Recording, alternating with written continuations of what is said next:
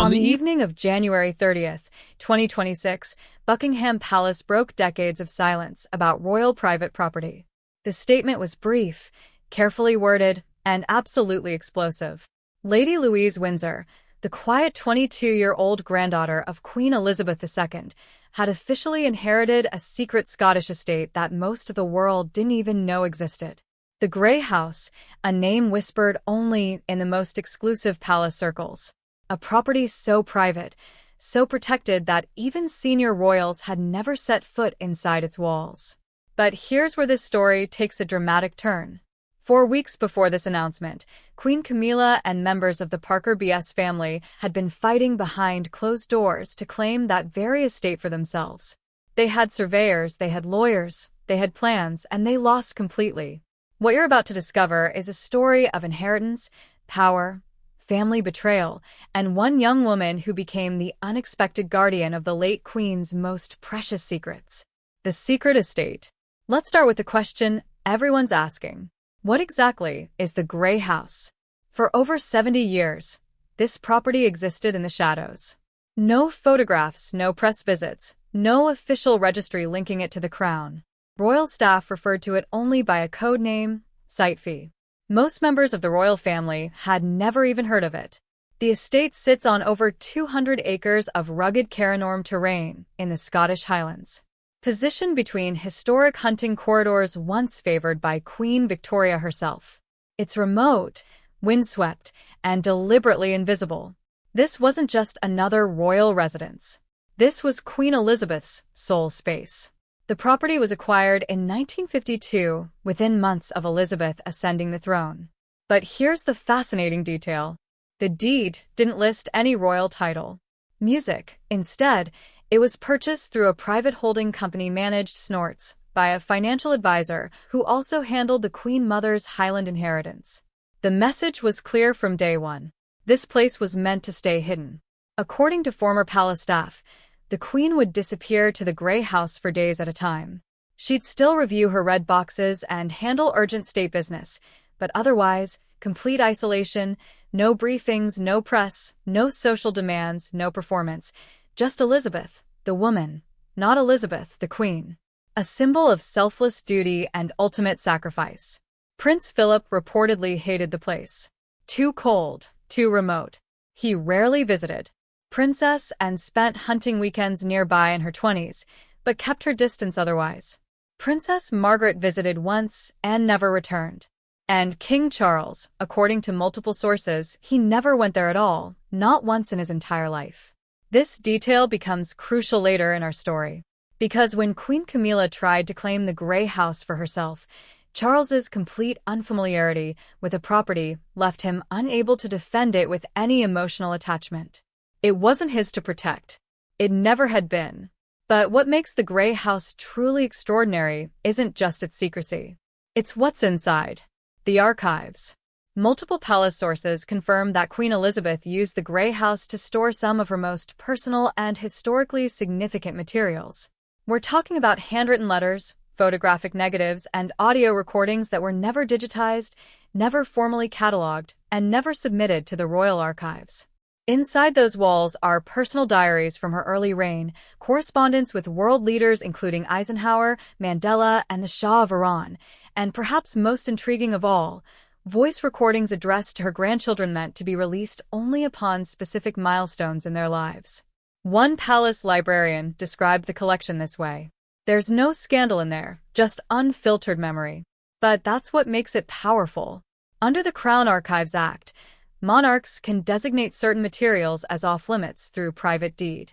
Once stored outside official archival channels, these materials cannot be claimed by the Crown, by Parliament, or even by the monarch's successor.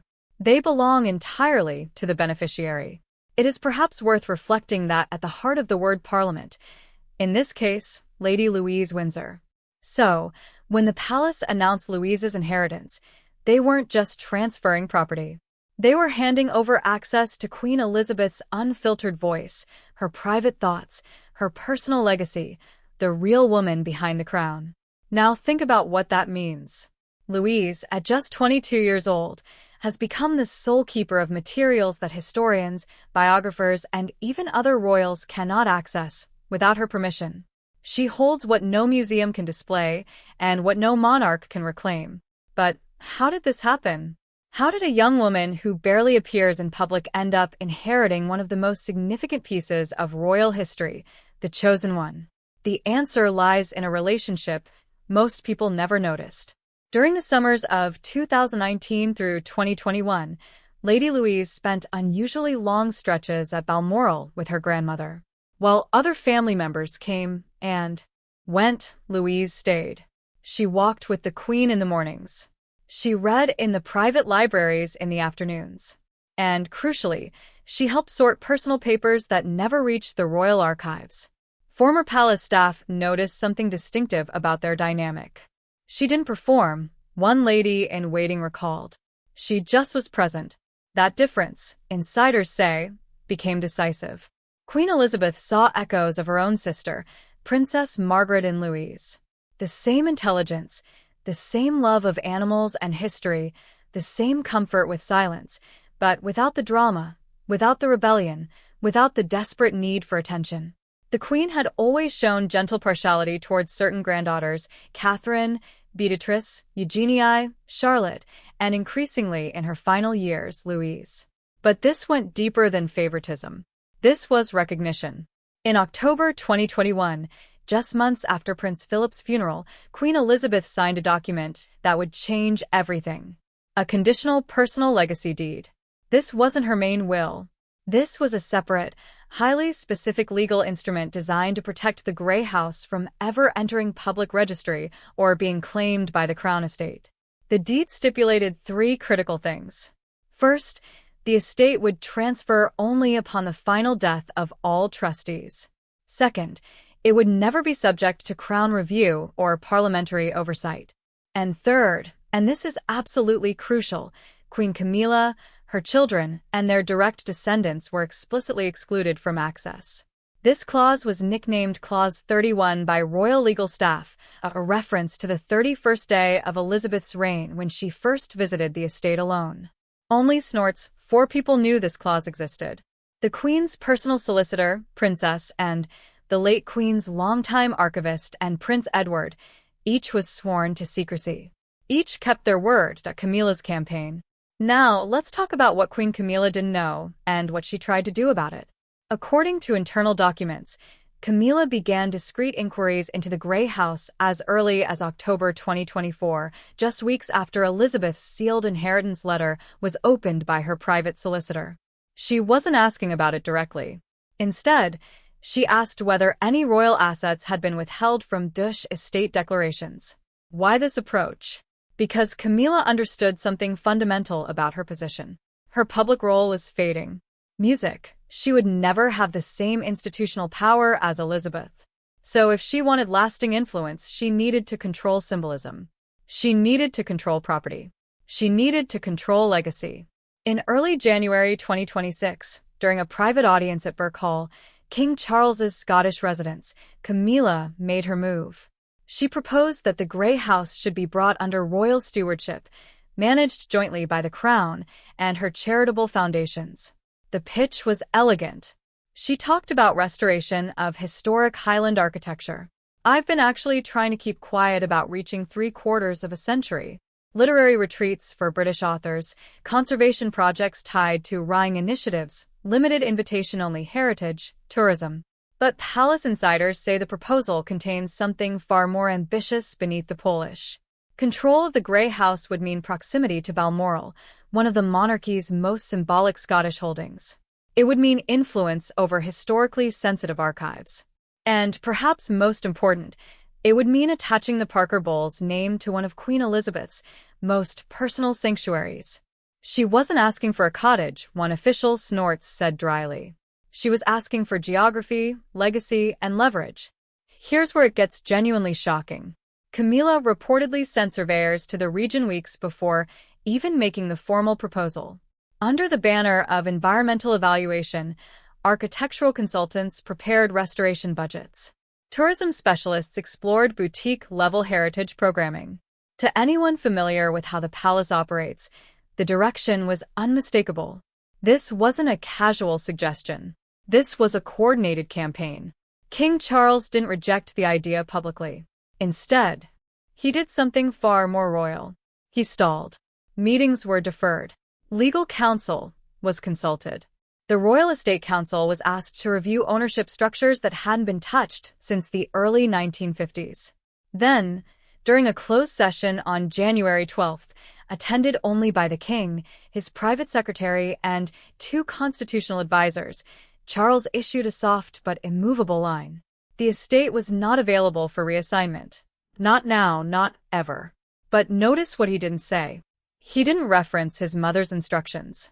He didn't mention Edward's household. He didn't utter Lady Louise's name. Instead, he framed the refusal as a matter of pre-existing private settlement beyond crown review. The tone was gentle, controlled, but final. One advisor, Snorts, recalled, Camilla left the meeting composed, but sources say she was visibly shaken because by then she already suspected what was coming. The reveal. 3 days after Charles's refusal, the palace confirmed what Camilla's advisors had feared. The Grey House had been left outright to Lady Louise Windsor, not to Prince Edward, not to a shared family trust, not to royal administrators, to Louise alone. The late Queen's private will, sealed in October 2021, designated her youngest Wessex granddaughter as sole and unrestricted owner. That included all buildings, land titles, archival holdings, staff contracts, and a perpetual right to refuse public access. One clause now circulating among senior quarters reads, "This house is to remain a refuge, not a monument." Think about the structure of this bequest for a moment. The property bypassed Edward himself and flowed directly to his daughter. In effect, it was a dowry-like gift, an act of affection, and to some unmistakable favoritism.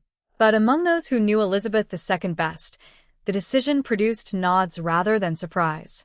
This was vintage Elizabeth, deliberate, protective, willing to make uncomfortable choices to preserve what mattered most. For the Parker BS family, the announcement landed like an earthquake. Tom Parker BS had already explored heritage partnerships linked music to Highland food tourism. Advisors had quietly researched zoning regulations near the Grey House months earlier. Suddenly, all of it evaporated. The mood was shock first, then disbelief, then rage. One family associate recalled. To them the message felt brutal. The Queen had drawn a final boundary, and they were outside it. Phone calls ricocheted across London and Gloucestershire. Lawyers were consulted, then dismissed when the will proved ironclad. And at the center of the storm stood Camilla, trying to reconcile her years of service with a legacy she had never been allowed to touch. But here's what makes this story even more extraordinary. Louise had been preparing for this moment in secret music for nearly a year. The training. Far from the public eye, Lady Louise had been visiting the Grey House in secret since mid-2025. Multiple sightings were confirmed by local residents near Glenmore Village. She arrived in plain clothing, accompanied by a discreet female protection officer, and stayed for up to 5 days at a time. Locals were told she was part of a university research team studying geographic history. In reality, she was being trained by 2 former archivists and 1 royal legal advisor in cataloging primary sources, managing estate staff, and preparing legal claims of private title succession. She knew this wasn't just a gift. A retired archivist told Royal Insider it was a stewardship. She took it seriously from day one. What's remarkable is how the inheritance was activated. There was no press event, no public appearance, not even a new title for Louise. Instead, a single line on a government land register was updated. Then, on the evening of January 25th, Buckingham Palace issued a simple statement confirming what had already occurred. Royal observers now view it as a strategic masterstroke by the late Queen. Because while the Grey House is private property, the implications are deeply institutional. Lady Louise is no longer just the quiet granddaughter. In the wording of the will, she is now a keeper of royal memory, holding what no museum or monarch can access without her consent. And in doing so, she now stands legally and symbolically above Camilla in one key dimension: legacy, the allies. Louise didn't navigate this inheritance alone. She had three critical allies who worked behind the scenes to ensure the transfer succeeded. First, Princess Anne. The Princess Royal wasn't just supportive of Louise. She was the executor of the transfer, according to internal royal memos, and ensured the staff at the Grey House remained under private payroll through the Royal Heritage Trust, not the Crown Estate. She personally delivered the key to the property in a sealed envelope to Louise during a private riding retreat in Scotland. And most importantly, when Camilla attempted to contest the inheritance with a petition through the Privy Purse legal office and shut it down in a single sentence, you do not challenge the last wish of the sovereign. You honor it. Second, Duchess Sophie, Louise's mother. Rather than engage Camilla publicly, Sophie worked behind the scenes to block any legal audit of Louise's personal finances, prevent media leaks regarding the estate's location, and ensure Louise received private intelligence briefings about surveillance attempts on the property. Yes, surveillance attempts. According to cybersecurity experts hired by the Duke of Edinburgh's office, attempts were made in late 2025 to drone scan the property's roof line and install remote trail cameras on the estate's northern tree line. None succeeded because Sophie had prepared for this because she knew how desperate Camilla had become. Third, and perhaps most surprisingly, Prince Edward himself. At the most critical juncture in November 2025, just before the public inheritance record was filed, Camilla reportedly called in a personal favor from Edward. She asked him to delay the release, citing family unity, future legal clarification, and the need to cool tensions. Edward refused. His response was devastating in its simplicity. Music, my daughter will not be a placeholder for your ambitions. You had your turn. And with that, the final barrier crumbled. The inheritance was finalized. The deed was transferred. And Queen Camilla, for the first time since Elizabeth's death, found herself powerless. The buck. On a quiet January afternoon, Lady Louise Windsor walked through the gates of Grey Friars Church, a centuries-old chapel nestled in the Scottish Highlands near the Grey House. No security detail, no entourage, no royal protocol, but one detail could not be missed. Pinned to her lapel was a brooch never before seen in public. Royal historians were stunned. The piece featured an interlaced design of silver thistle and Tudor roses centered by a small diamond heart unmistakably Edwardian in origin. The signature detail, a discreet engraving on the underside, for service, not spectacle. This phrase was part of a private motto used by Queen Elizabeth II in her handwritten correspondence with only three people, Princess and Prince Philip and Lady Sarah Chatto. The implication was clear. This wasn't an accessory. It was a signal. Louise was no longer hiding from royal life. She was answering it. After placing flowers on the altar and lighting a candle, Louise stepped up to the microphone, ostensibly for a local charity announcement. What she delivered instead became the most shared royal video clip of January 2026. The house I inherited is not a trophy. I do not claim it because of my name, but because of what I've learned from those who came before me. Quiet loyalty, private strength, and faith that does not perform but protects. I will not run from the inheritance of character, and I will not allow its memory to be rewritten for convenience. Then she bowed, not to the press, not to the cameras, but to a stone plaque behind the altar marked with a quote from Queen Elizabeth II's first Christmas broadcast. It is not the crown that grants duty. It is duty that gives meaning to the crown. Within hours, the palace issued a rare response, not from the king, but from Princess Anne herself. Lady Louise speaks not as a future monarch, but as a guardian of what cannot be inherited, moral authority. Her voice is her own, and it is clear the backlash. King Charles reportedly cleared his calendar for the next 48 hours and held a private meeting with Edward at Balmoral's North Wing. Camilla, meanwhile, was photographed entering Clarence House alone, appearing visibly upset. She was caught off guard by the timing and felt betrayed by the lack of advance notice. One insider noted she thought the family had closed ranks, but instead they circled around Louise. The British tabloids erupted. Windsor's silent flame ignites a new era. Louise's Grey House speech, a crownless coronation. Camilla outmaneuvered by the youngest of the old guard. But perhaps the most surprising reaction came from Princess Catherine. While she didn't issue a formal statement, her Instagram account posted a single photo showing a handwritten note in elegant script signed C. The note read, "Legacy is not what we receive, it's what we choose to preserve." The post was tagged with #GreyHouse and #WindsorDuty. Within 20 minutes, it had over 2 million likes. Sources inside St. James' Palace confirmed that Louise's speech prompted an emergency gathering of the Royal Continuity Office, a team tasked with tracking succession optics and legacy alignment.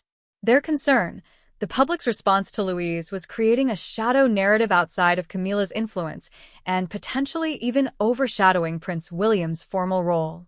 But William wasn't threatened. In fact, he approved Catherine's post personally and reportedly told her, "She's doing what we were raised to do. She's just doing it better than some of us ever could."